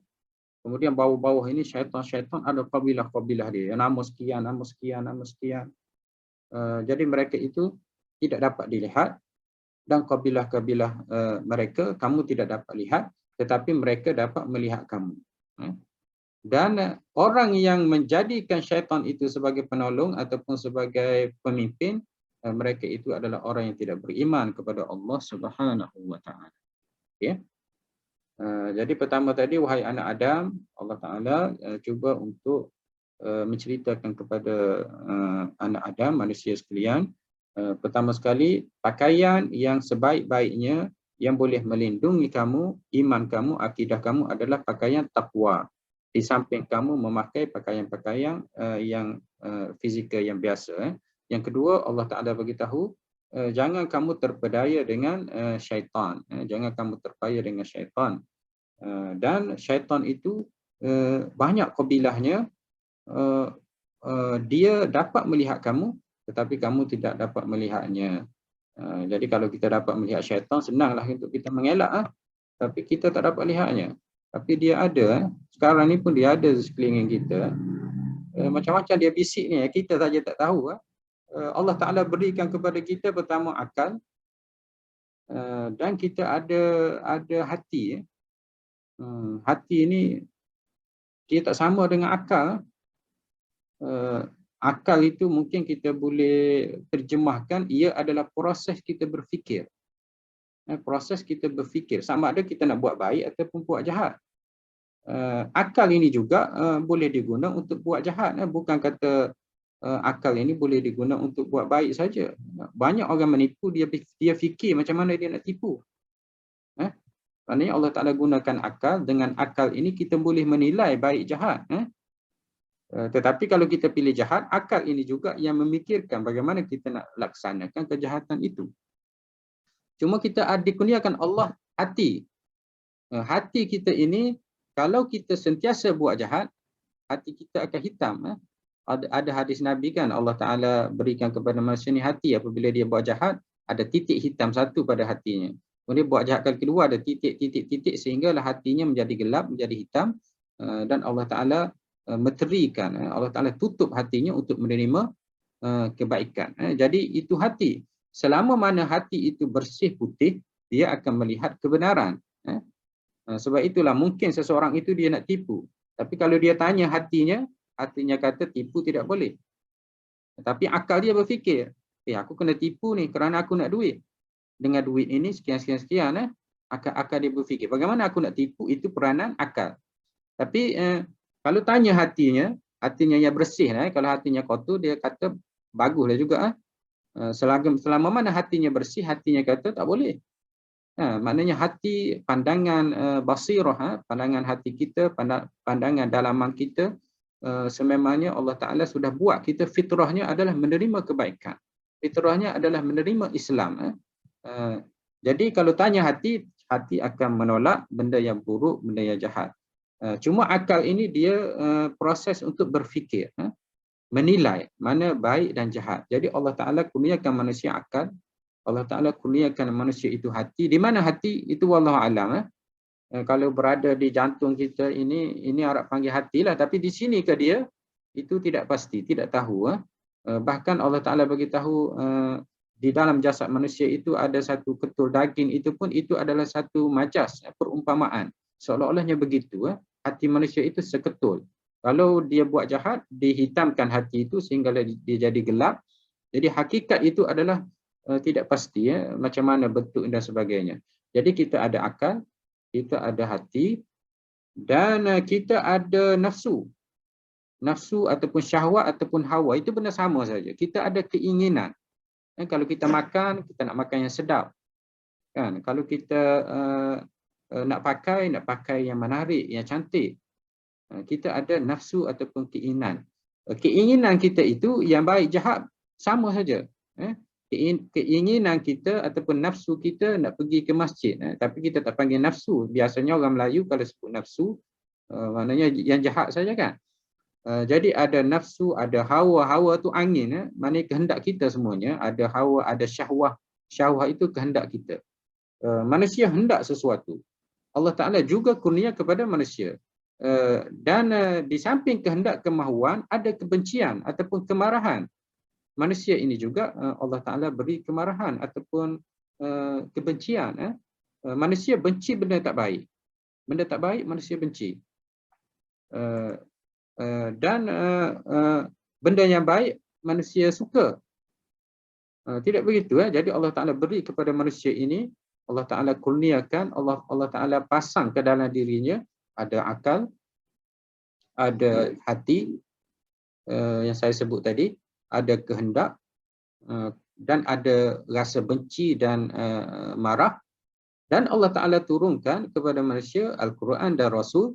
Jadi semua ini adalah untuk manusia guna menuju kepada matlamat hidupnya, iaitu di akhirat masuk syurga Allah Subhanahu Wa Ta'ala. Dan Allah Ta'ala juga selain dia cipta yang ada pada diri manusia itu, dia cipta juga yang unsur luaran. Unsur luaran, iaitu malaikat. Malaikat ini dia menyeru kepada kebaikan, dia mendoakan kita, dia jaga kita dan sebagainya. Dan ada yang kedua, unsur luaran juga adalah syaitan. Syaitan ini pun sama, dia bisik kejahatan, dia ajak keburukan, mahu menyesatkan manusia. Jadi manusia sudah tahu syaitan musuhnya, manusia juga tahu bahawasanya kawannya adalah malaikat. Dikurniakan kepada manusia akal untuk menilai baik dan jahat. Apa sahaja kehendak ataupun syahwat ataupun nafsu manusia, hendaklah diguna akal, hendaklah berpandukan kepada Quran, hendaklah berpandu kepada sunnah Nabi SAW. Dan selama mana manusia itu hatinya cerah putih, dia akan mengatakan keburukan itu adalah keburukan dan kejahatan itu adalah kejahatan. Tetapi kadang-kadang hati dia kata jahat, tetapi dia buat juga. Kenapa? Kerana dia tidak dapat kawal kehendaknya, kemahuannya. Maknanya kemahuan dia, syahwah dia, kehendaknya tidak dapat disekat, tidak dapat dikontrol, sehingga dia terbabas ataupun dia lakukan juga apa yang dibuat oleh Allah, apa yang dilarang oleh Allah Subhanahu Wa Taala. Dan itu adalah sifat manusia, mana itu adalah satu apa orang panggil ciri manusia, boleh kita katakan begitu, sebab Nabi kata setiap manusia dia bersalah. Dan sebaik-baik orang yang bersalah ialah at-tawwabun, orang yang bertaubat kepada Allah Subhanahu Wa Taala.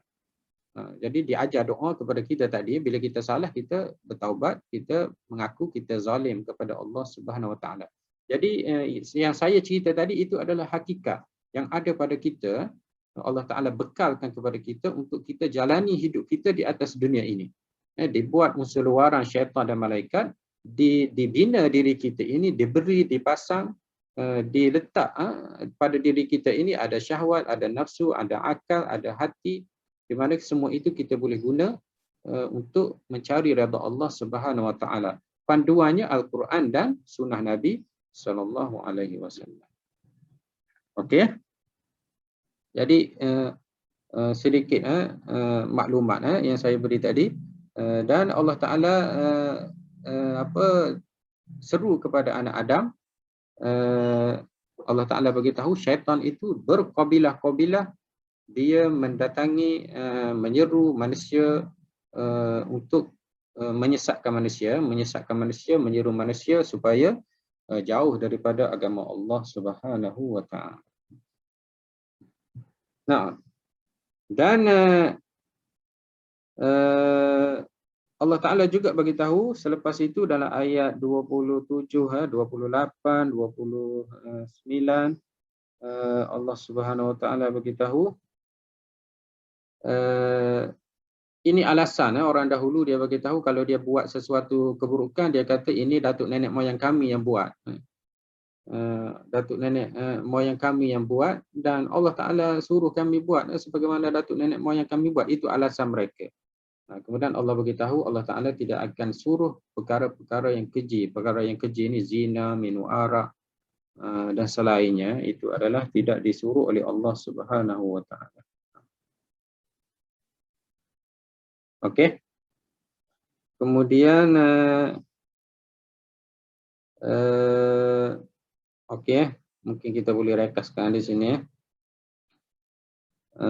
Okey, ayat yang 30 ni Allah Ta'ala bagi tahu mereka yang mengambil syaitan sebagai pemimpin ataupun penolong ataupun sebagai panduan mereka selain daripada Allah Subhanahu Wa Ta'ala, dan mereka menyangka mereka itu mendapat petunjuk. Itu biasanya, bagaimana syaitan itu dia telah mengkaburi seseorang, keburukan itu menjadi kebaikan. Sebenarnya syaitan ini dia syaitan pendengar saya bercakap sebab dia boleh lihat saya tak dapat lihat dia. Dia membuka 100 kebaikan. Tapi sebenarnya semuanya dia mahu kepada kejahatan. Itu hakikatnya. Dia punya bisikan dia tu. Contoh kita mudah saja. Kita belajar saja. Saya tak kata orang lain, mungkin semua.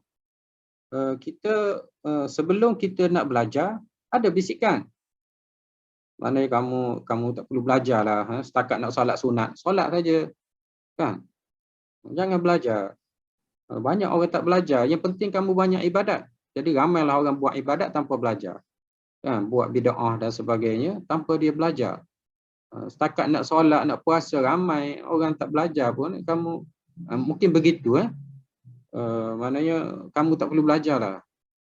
Kamu nak masuk syurga tak payah mana pun, tak perlu ilmu dan sebagainya. Kamu buat saja, dan kita akan buat ibadat sehingga kita buat ibadat yang tidak betul, ataupun kita hanya menjadi orang yang banyak ibadat tetapi tidak menunaikan tanggungjawab yang lain. Maknanya duduk saja ibadat, bekerja pun tidak dan sebagainya. Jadi begitu syaitan permulaannya. Dan apabila kita nak belajar, contohnya kita nak baca, kita nak baca, syaitan akan datang, dia kata tak boleh ilmu daripada buku, kamu hendaklah berguru. Jadi kita pun tak jadilah nak baca, kena cari guru lah. Nak cari guru tu lama mana pula kan. Kemudian bila cari guru, kamu tak malu ke? Maknanya dia datang, kamu tidak malu ke bila kamu belajar sudah berumur dan sebagainya? Malulah. Dia tu datang, syaitan tu datang. Kita tak tahu tu, kita tak sedar tu, tapi kita akan lalui benda-benda begitu. Kemudian bila kita pergi belajar, dia datang pula. Okey, kamu belajar banyak-banyak. Kamu jangan belajar bahasa Arab saja. Kamu belajar tafsir, kamu belajar fiqh, kamu belajar. Dia suruh kita belajar pula. Tetapi dia masukkan bisikan lain pula. Oh, kamu dah hebat dah sekarang ni. Sebab itulah ada kesombongan, ada kehinaan. Engkau mana belajar? Aku dah belajar. Jadi orang yang belajar, dia dah ada kesombongan di situ. Bila belajar banyak dan sebagainya, jadi ustaz, jadi ulama, ada uji pula. Kan akulah pandai sekali, orang lain tak pandai belaka. Pendapat orang lain semua tak betul. Engkau salah ni. Engkau belajar kat mana? CJ kat mana? Dia petikatkan begitu pula. Semua tu siapa yang bisik? Syaitan. Okey, dia suruh kita belajar. Tengok bagaimana pintu kebaikan itu sebenarnya syaitan mahu keburukan. Tapi kita tak sedar. Jadi jadilah kita daripada awal lagi kita duduk belajar akhir sekali ikut dia juga. Begitu juga ibadat. Ibadat tu wudu. Syaitan dia bisikkan, tidak sempurna lagi ni. Tidak rata lagi ni. Niat kamu tidak betul ni. Ada najis atas lantai ni. Macam air kencing. Dia datang bisikan tersebut. Menyebabkan kita duduk dalam tandas 1 jam, 30 jam. Siapa yang buat kita begitu?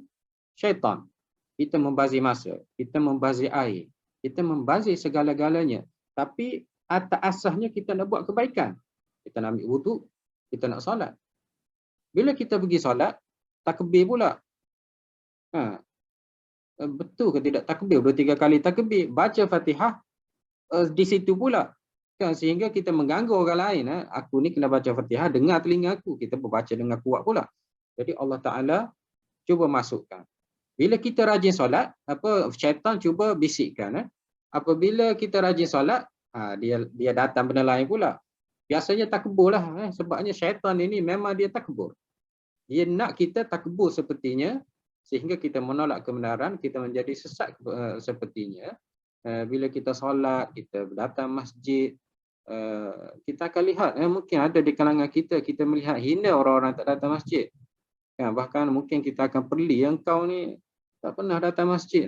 Sekarang ni datang, ini mesti ada apa-apa ni. Kalau tak susah, tak datang masjid. Kalau tak ada makanan, tak datang masjid. Kalau tak bakar kambing, tak nampak muka engkau. Jadi mula.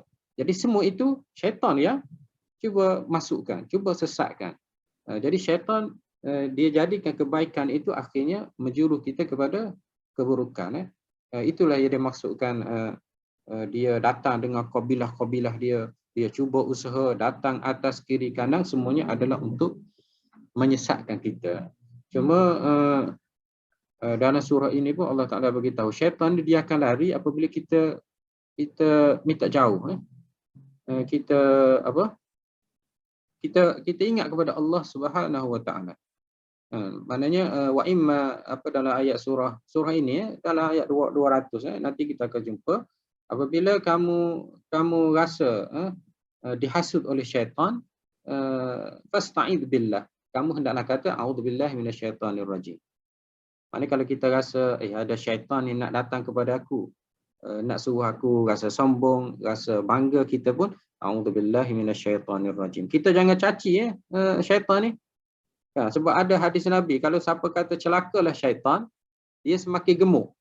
Ada hadis Nabi, la taqul ta'isa syaitan, jangan kamu kata celaka syaitan. Fa idza qulta dhalika ta'adhama hatta yakun mithlul bait. Kalau kamu caci syaitan ini, dia semakin besar, semakin kuat.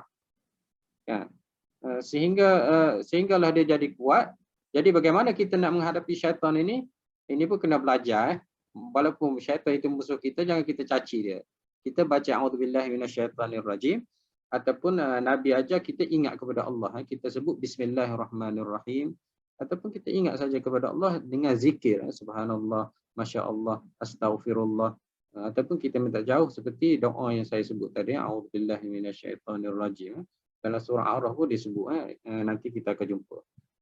Jadi itu kita berinteraksi dengan syaitan ini dan kita jauhi hasutannya.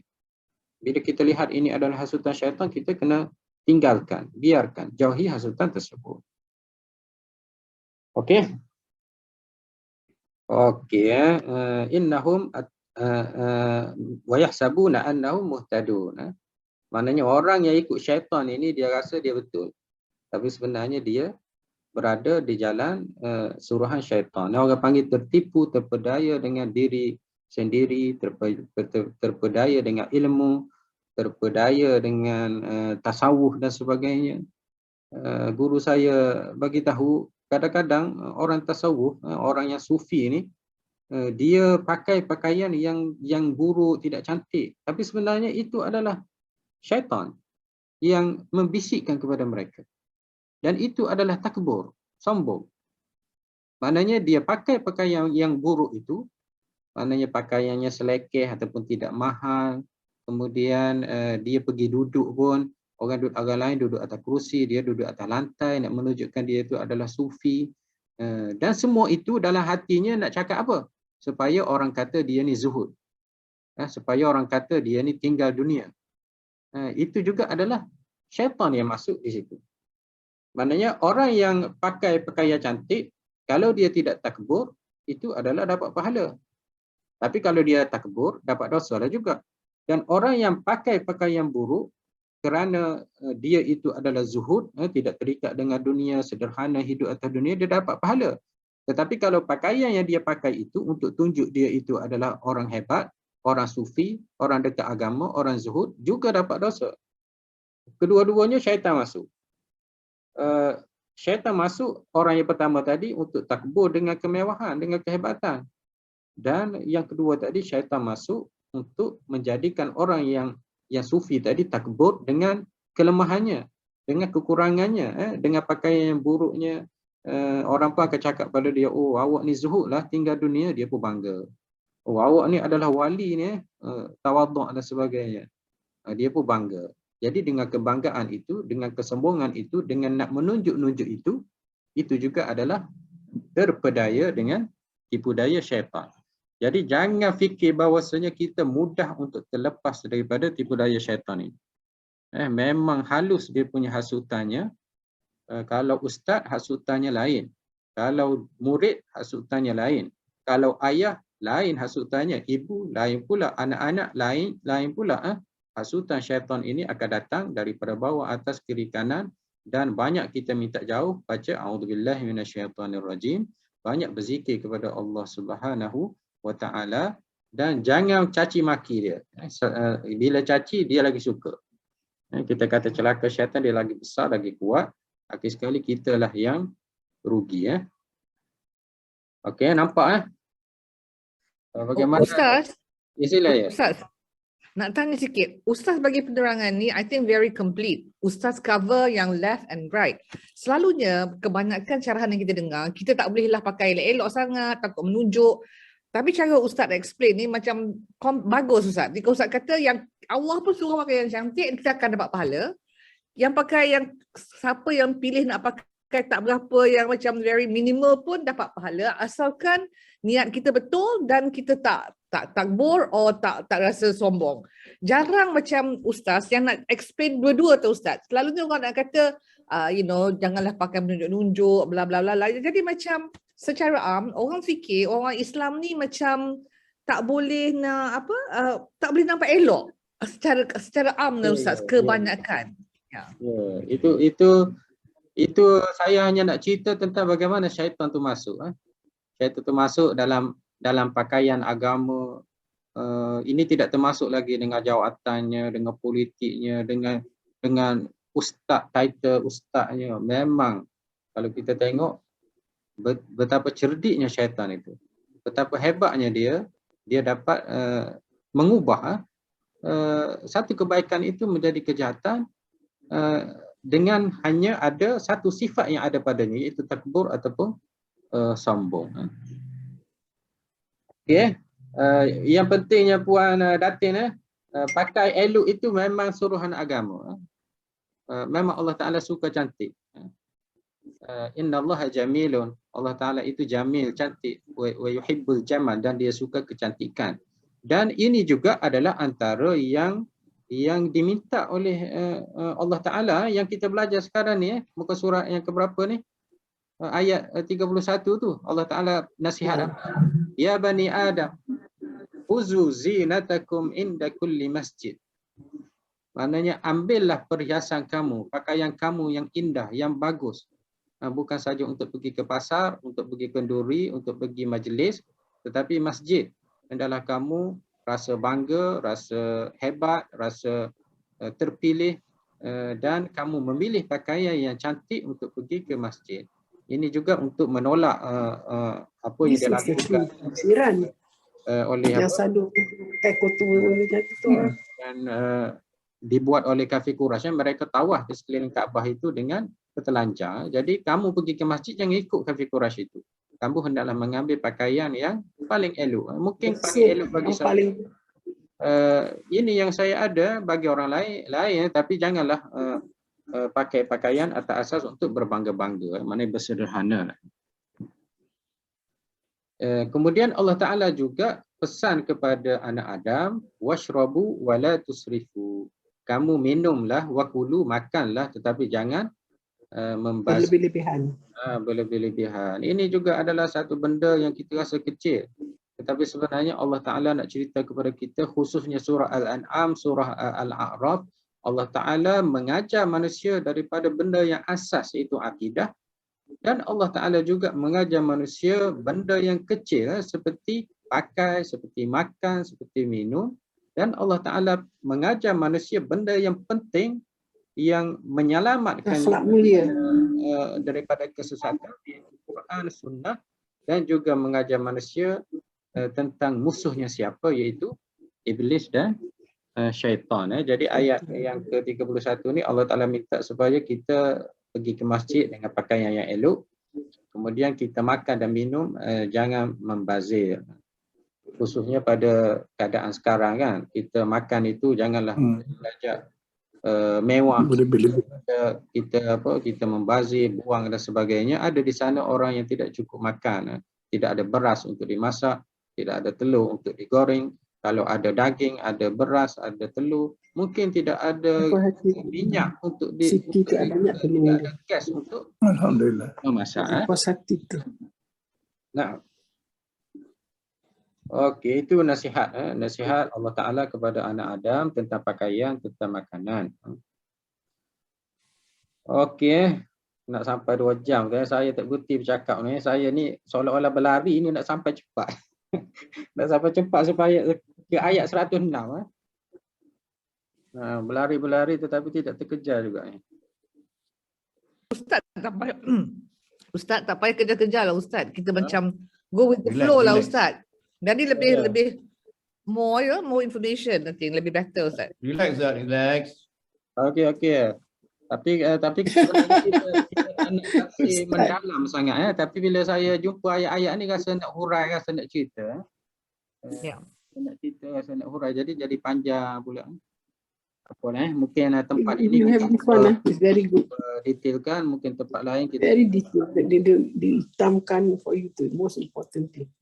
You kan ada, pakailah. Okey, jadi anak Adam ini pakai pakaian yang elok, kemudian makan jangan membazir, kemudian juga jangan mengharamkan yang Allah Ta'ala tak haramkan. Maknanya benda yang Allah tak haram jangan kamu haramkan. Kamu segala kebaikan, segala tayyibat daripada rezeki-rezeki hendaklah kamu makan, dan jangan kamu haramkan, kamu elak ataupun kamu berpantang, melainkan apa yang Allah Ta'ala bagi tahu haram ataupun yang memudaratkan kamu. Yang baik-baik itu kamu makanlah. Ini juga adalah nasihat daripada Allah Subhanahu Wa Ta'ala. Dan Allah Ta'ala juga bagi tahu pada ayat 43 Allah Ta'ala kata, sebelum itu Allah Ta'ala bagi tahu yang aku tak haram tu jangan kamu haramkan. Yang aku haram ni apa? Segala fawahish. Segala fawahish itu maknanya perbuatan-perbuatan keji, dosa-dosa. Jangan kamu buat. Kemudian kesyirikan. Jangan kamu syirik. Juga jangan kamu menceroboh ataupun mengambil hak orang lain. jangan kamu semua itu jangan kamu buat. Apa yang aku haramkan jangan kamu buat. Apa yang aku tidak haramkan jangan kamu haramkan. Hendaklah kamu lakukan, kamu makan, kamu minum. Yang penting jangan kamu membazir. Kemudian ayat 34 ini Allah Taala beritahu setiap umat itu dia ada tempoh. Ini juga adalah satu tamparan kepada kafir Quraisy. Maksudnya semasa kamu di Mekah itu kamu berkuasa. Tapi tempoh kamu berkuasa lambat waktu akan tamat juga. atau mencepatkan seperti pun. Okay. Okey. Apabila sampai tempohnya, maka kamu akan tamat dan kamu tidak dapat untuk mengelak lagi, kamu akan berakhirlah tempoh tersebut. Bukan saja umat-umat terdahulu, begitu juga kafir Quraisy. Apabila Mekah dibuka, maka tamatlah kekuasaan mereka, tamatlah apa yang mereka kuasai dan berpindah kepada Islam. Maknanya selepas pembukaan Mekah, Rasulullah berhijrah ke Madinah, bermulalah kegemilangan umat Islamiyah yang dibina oleh Nabi kita Muhammad sallallahu alaihi wasallam. Okey, kemudian ayat 35 itu Allah Subhanahu wa taala dia nasihatkan, dia beritahu kepada kita hendaklah kita mengikut Rasul. Wahai anak Adam, aku telah datangkan kepada kamu rasul-rasul dan aku telah ceritakan ayat-ayat kepada kamu. Kemudian Allah Taala kata sesiapa yang bertakwa dan baik amalannya, maka dia akan hidup baik di dunia dan dia juga tidak akan bersedih di akhirat nanti. Dan Allah Taala beritahu mereka yang berdustakan, mereka yang takbur, maka mereka itulah adalah penghuni neraka dan akan kekal di dalamnya. Ini juga adalah teguran ataupun nasihat Allah kepada anak Adam. Mana ikut Nabi, bertakwa dan juga buat amalan yang baik. Kalau kamu nak hidup bahagia di dunia dan juga di akhirat. Okey. Okey, selesai. Mana ayat-ayat selepas itu lebih kurang saja. Kemudian muka surat 5, Allah Subhanahu wa taala pada muka surat 5 ini Allah Taala bagi tahu keadaan mereka yang berdosa, keadaan mereka masuk di dalam neraka Allah Subhanahu wa taala. Qala dkhulu fi umamin qad khalat min qablikum. Maknanya muka surat yang kelima ini Allah Taala mula menceritakan keadaan dalam neraka, ganjaran mereka yang dusta. Maknanya Allah Taala nasihat kepada anak Adam tadi ikut Nabi. Dan kemudian kamu hendaklah bertakwa kepada Allah dan kamu hendaklah perbaiki amalan kamu. Dan sekiranya kamu berdusta, kufur kepada Allah SWT, kamu akan masuk neraka dan kamu akan kekal di dalamnya. Dan ayat-ayat selepas ini Allah Ta'ala mula untuk memberitahu bagaimana keadaan neraka. Bagaimana keadaan manusia apabila masuk neraka. Ada ketua, masuk bersama ketua-ketua dan sebagainya, Allah Ta'ala akan ceritakan di dalam muka surat 5 ini. Permulaan surah A'raf ini kita cuba untuk huraikan secara detail sikit. Mungkin selepas ini saya huraikan ringkas. Kerana ayat-ayat selepas ini dia ringkas saja. Bermula ayat tentang Nabi-Nabi, kita sentuh ringkas saja. Nabi Lut dosanya apa, akibatnya apa. Nabi kaum Samud dosanya apa, akibatnya apa. Ini kita sentuh secara ringkas saja. Tapi ayat-ayat permulaan ini dia agak banyak poin-poin yang perlu kita tahu. Ayat selepas ini dia ringkaslah sedikit. InsyaAllah kita boleh cepatkan. Bermula ayat 59 sehingga 103 Allah Ta'ala cerita tentang Nuh, tentang Ad, tentang Saleh, tentang Lut, tentang Madian. Kemudian tentang Isa itu kita boleh cepatkan. Itu cerita-cerita yang mungkin kita sudah tahu. Dan kita akan cepatkan bermula ayat 59. Mungkin ayat-ayat yang permulaan ni kelas kita agak berat kerana ada poin-poin yang perlu saya beritahu. Dan saya rasa kalau kita tinggal, kita akan rasa banyak kerugian. Dan minggu depan insya-Allah kita akan cerita bagaimana keadaan ahli neraka. Bagaimana orang yang berada di atas benteng, itu kita akan kupas pada minggu depan. Kemudian kita akan masukkan tentang Nuh Saleh, dan insya-Allah ayat-ayat baru kita akan masukkan mungkin dalam 50 ataupun semua ayat-ayat, nanti saya cuba tengok nanti ya. Okey, insya-Allah. Daripada ayat 59 sampai 104 yang Ustaz suruh kita baca, kita dah baca dah, betul macam kata Ustaz tadi, dia menceritakan kisah penentangan terhadap nabi-nabi di waktu yang lepas daripada Nuh sampailah kepada Musa. Jadi ada 6 orang nabi semua. Jadi yang itu kita tak payah pergi secara detail lah Ustaz. Dia meninggalkan perempuan, pergi sesama lelaki. Itu dah ada cerita dengan jelas apa semua. Jadi yang tu tak apalah. Jadi makna dia minggu depan kita boleh sambung terus selepas ayat 104 lah. Ya. Okey Ustaz. Jadi minggu depan kita masuk sedikit tentang mereka yang berada di atas A'raf ni. Saya akan huraikan sedikit, kemudian terus saja. Itu penting Ustaz. Ayat 104 insya-Allah. Ayat 104 selepas itu pun tentang Musa alaihissalam. Jadi kita target minggu depan habis surah A'raf insya-Allah. Setuju. Bagus. Setuju. Okey, terima kasih. Amin. InsyaAllah. Amin. Terima kasih sama. Barakallahu fikum wa jazakumullahu khair. Naltaqi insya-Allah fi usbu'in qadim. Assalamualaikum warahmatullahi wabarakatuh. Waalaikumsalam.